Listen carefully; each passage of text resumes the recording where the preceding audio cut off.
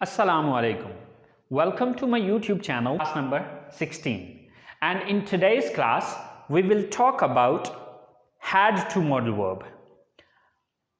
लेकिन क्लास शुरू करने से पहले अगर अभी तक आप लोगों ने मेरे चैनल को सब्सक्राइब नहीं किया तो प्लीज़ सब्सक्राइब के बटन पे क्लिक कर दीजिए और साथ ही बेल आइकन पे क्लिक कर दीजिए ताकि आपको हर नई आने वाली वीडियो का नोटिफिकेशन मिलता रहे। और अगर आप लोगों को मेरी वीडियोस पसंद आ रही हैं और अगर आप इन वीडियो से कुछ सीख रहे हैं तो प्लीज़ लाइक के बटन पे क्लिक कर दीजिए और अपने दोस्तों के साथ भी इनको शेयर कीजिए। और अगर आपको कोई भी कंफ्यूजन हो रहा है, कोई मसला हो रहा है, कोई चीज़ समझ में नहीं आ रही तो आप लोग कमेंट्स बॉक्स में जाके कमेंट्स कर सकते हैं ताकि मैं आपके उस मसले का हल कर सकूं। सो चलें गाइस, स्टार्ट करते हैं क्लास नंबर 16। सो स्टूडेंट्स, हम पढ़ने जा रहे हैं हैड टू मॉडल वर्ब। अब बेसिकली हैड जो है ये हैज और हैव की सेकंड फॉर्म है। तो सेकंड फॉर्म हम पास्ट में यूज करते हैं, यानी कि ये सेंस उसी में यूज होगा जिस सेंस में हम हैज टू और हैव टू को पिछली क्लासेस में डिस्कस कर चुके हैं। फर्क सिर्फ इतना आएगा कि has to and have to को हम प्रेजेंट में यूज कर रहे थे और हैड टू को हम पास्ट में यूज करेंगे।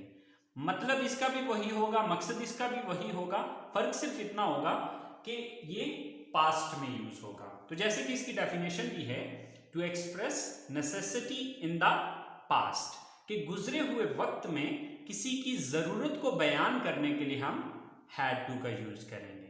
टू एक्सप्रेस बयान करने के लिए, नेसेसिटी जरूरत को, इन द पास्ट गुजरे हुए वक्त में।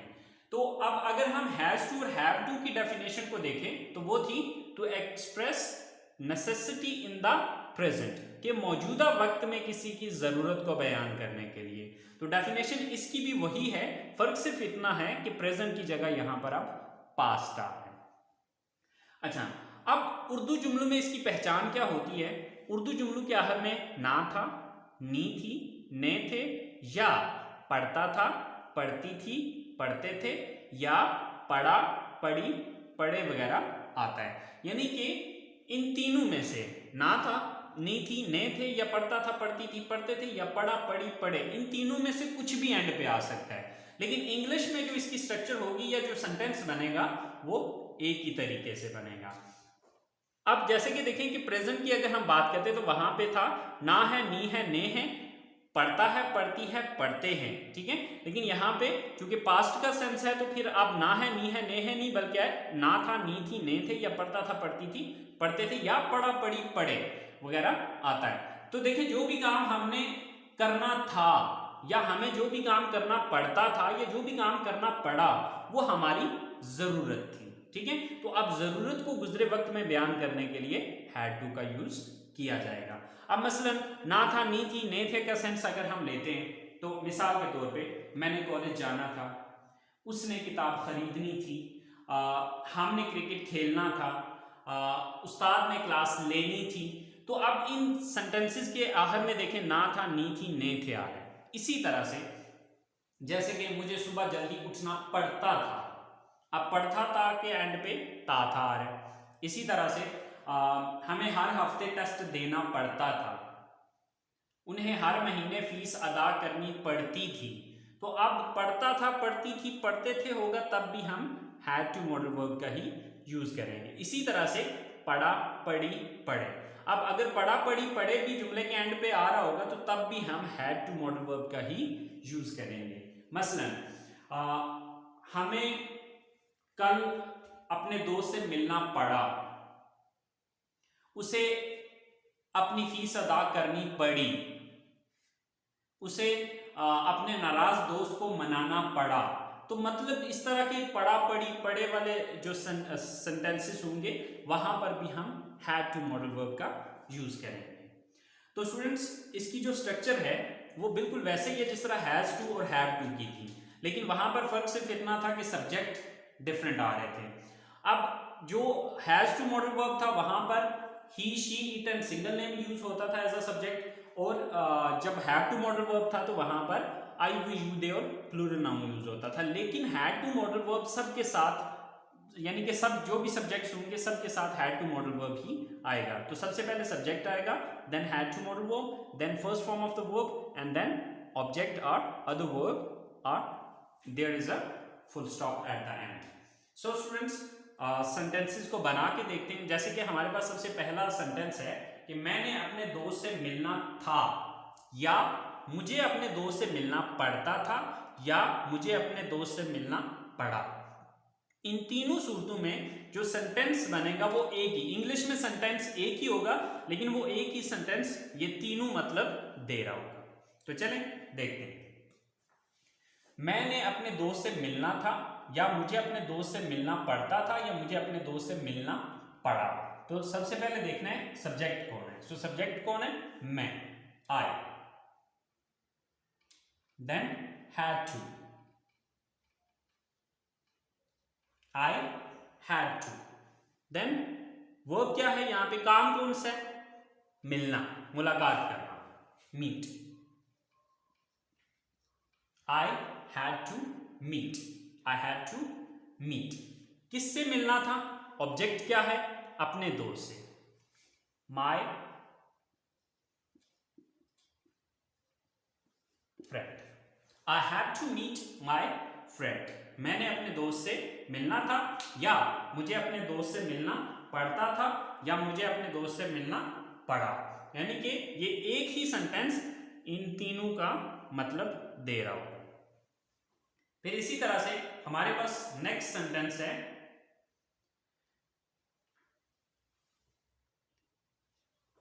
उन्हें सुबह जल्दी उठना था, या उन्हें सुबह जल्दी उठना पड़ता था, या उन्हें सुबह जल्दी उठना पड़ा. अब इन तीनों सेंटेंसेस की जो इंग्लिश बनेगी वो एक ही होगी. सो सब्जेक्ट कौन है? उन्हें, यानी कि वो ज्यादा. तो वो ज्यादा की इंग्लिश क्या है? They. Then had to, they had to. Verb, काम कौन सा करना पड़ता है उन्हें, या कौन सा करना था? उठना या जागना, get up. They had to get up. सुबह जल्दी, early in the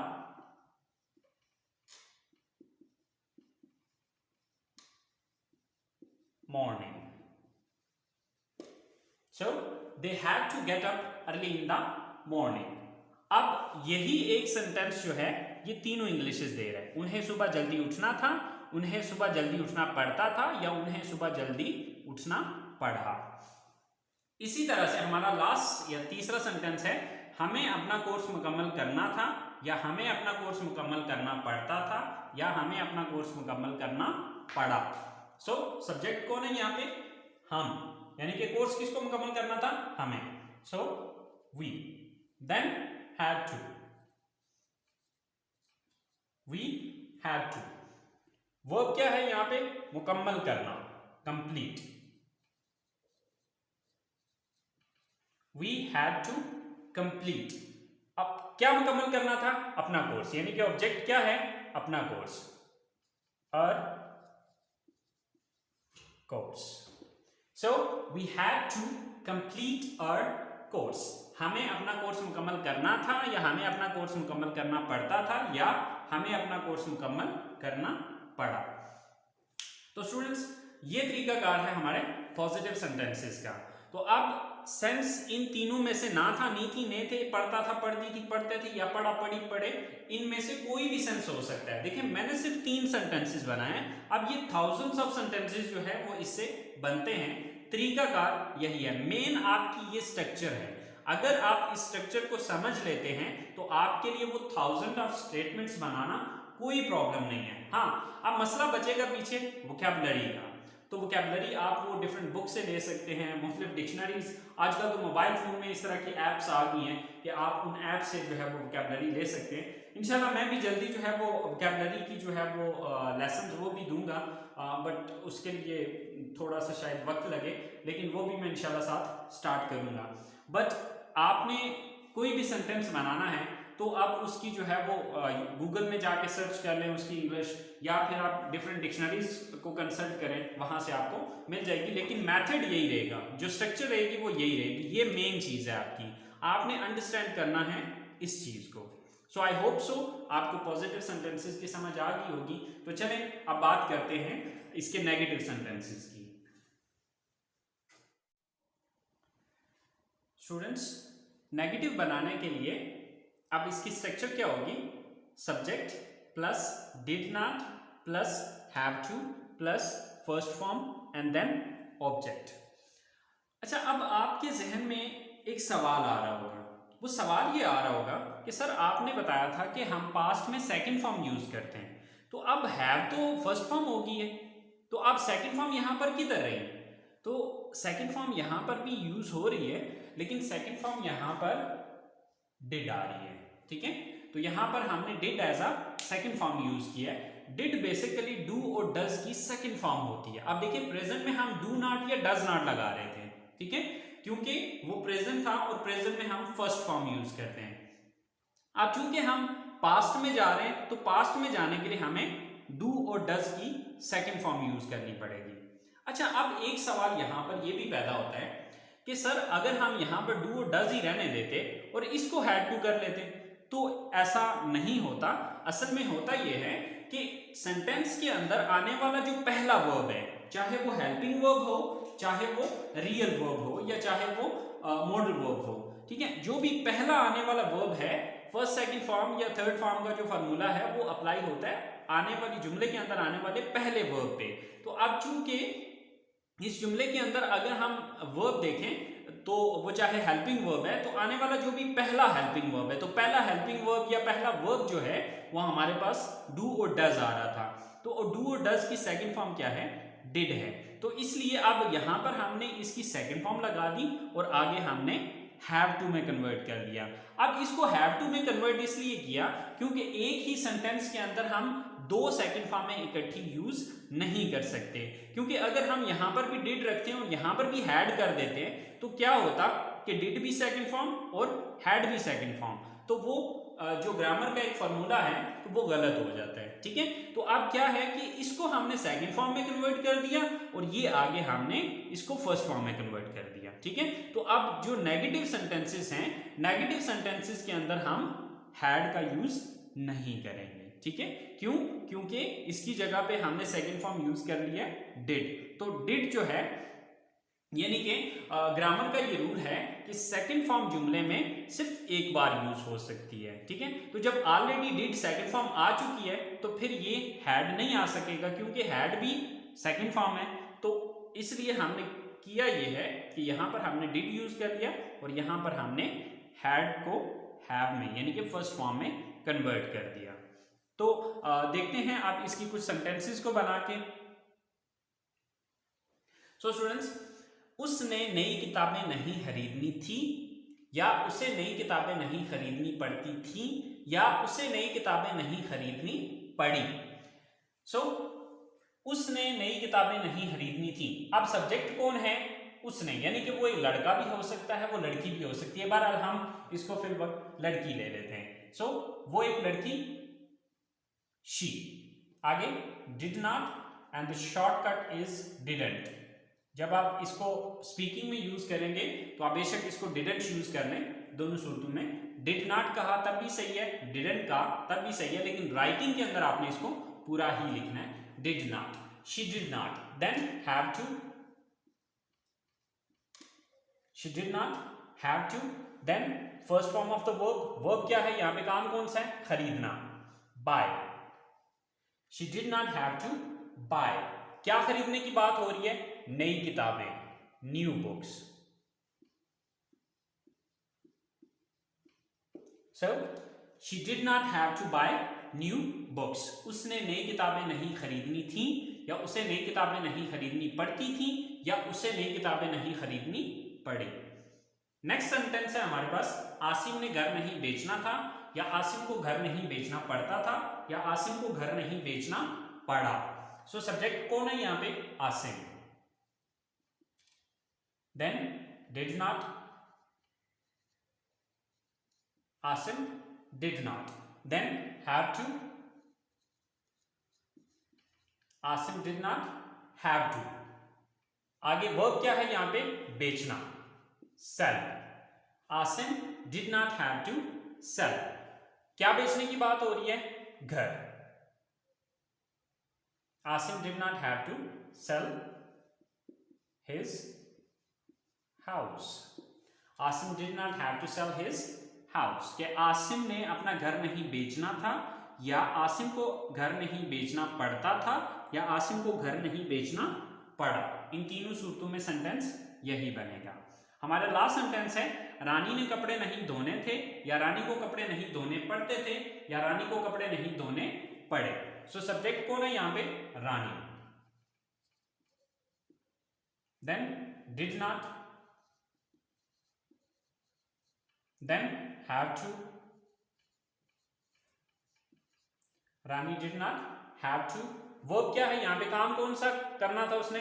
धोना, wash. Rani did not have to wash. क्या धोने की बात हो रही है? कपड़े, the clothes. So Rani did not have to wash the clothes. कि रानी ने कपड़े नहीं धोने थे, या रानी को कपड़े नहीं धोने पड़ते थे, या रानी को कपड़े नहीं धोने पड़े। तो स्टूडेंट्स ये थे इसके नेगेटिव सेंटेंसेस। तो स्टूडेंट्स अगर आपको नेगेटिव समझ आ गए तो मेरा ख्याल है इंट्रोगेटिव सेंटेंसेस बनाना आपके लिए कोई प्रॉब्लम नहीं है। क्यों? क्योंकि इंट्रोगेटिव सेंटेंसेस के लिए मैंने आपको एक रूल बताया था, और वो रूल ये था कि नेगेटिव सेंटेंसेस में जिस लफ्ज के बाद आपने नॉट लगाया उस लफ्ज को उठा के जुमले के शुरू में ले आए तो वो इंट्रोगेटिव बन जाएगा या सवालिया बन जाएगा।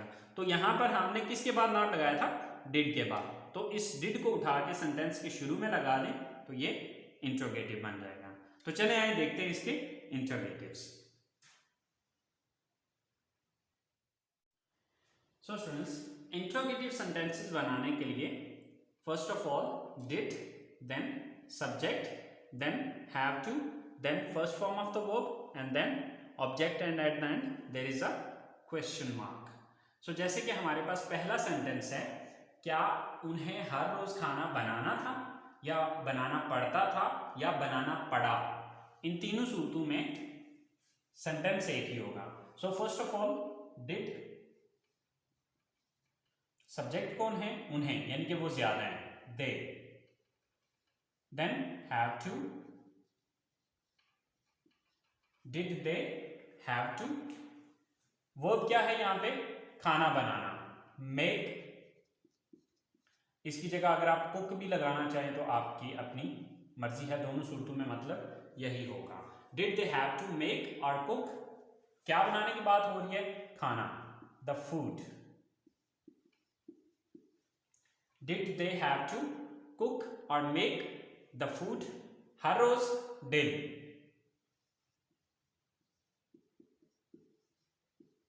सो did they have to make the food daily. क्या उन्हें रोजाना खाना बनाना था, या बनाना पड़ता था, या बनाना पड़ा।